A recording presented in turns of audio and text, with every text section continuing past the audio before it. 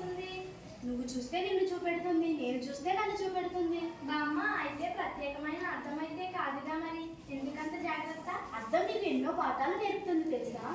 బామ్మ, అయితే నేను స్కూల్కి వెళ్ళవలసిన అవసరం లేదు. అలాంటి అతి తెలివితేటలు ప్రదర్శించకుండా చెప్పేది విను. ఊరికే సరదాగా అన్నాను బామ్మ. సరే గాని ఆ పాఠాలు ఏమిటో చెప్పు. అద్దంలోకి నువ్వు చూసినప్పుడు నీ ముఖం పైన ఉన్న మచ్చలు ఎంత ఉంటే అంతే చూపెడుతుందిగా. అవును. ఎక్కువగానో తక్కువగానో చూపదుగా. అవును బామ్మ. అలాగే నువ్వు కూడా నీ స్నేహితులకు, నీ తోబుట్టువులకు ఉన్నది ఉన్నట్టుగా చెప్పాలి అని అర్థం. తప్పైతే తప్పని, ఉప్పైతే ఉప్పని అంతే కానీ ఇంకేదో ఎక్కువ తక్కువగా ఊహించి చెప్పకూడదు. ఇది మొదటి పాఠం. అదేవిధంగా అద్దం ముందు నువ్వు నిల్చున్నప్పుడు నిన్ను చూపెడుతుంది, నువ్వు లేకపోతే నిన్ను చూపెట్టదు. అలా నువ్వు ఎవరి గురించి అయినా మాట్లాడాలి అనుకుంటే వారి ముందే మాట్లాడాలి, వారి వెనుక మాట్లాడకూడదు. ఇది రెండవ పాఠం.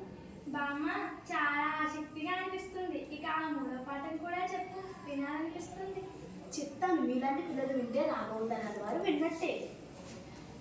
అద్దం మీ ముఖం పైన ఉన్న మరకను చూపెడుతుందని కోపంతో అద్దాన్ని పగలగొట్టాం కదా.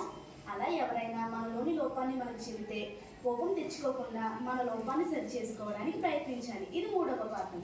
ఇంత చిన్ని అద్దంలో ఇన్ని పాఠాలా? చాలా బాగా చెప్పావు బామ్మ, నీకు చాలా కృతజ్ఞతలు. నీ వల్ల నేను ఎన్నో కొత్త పాఠాలు నేర్చుకున్నాను.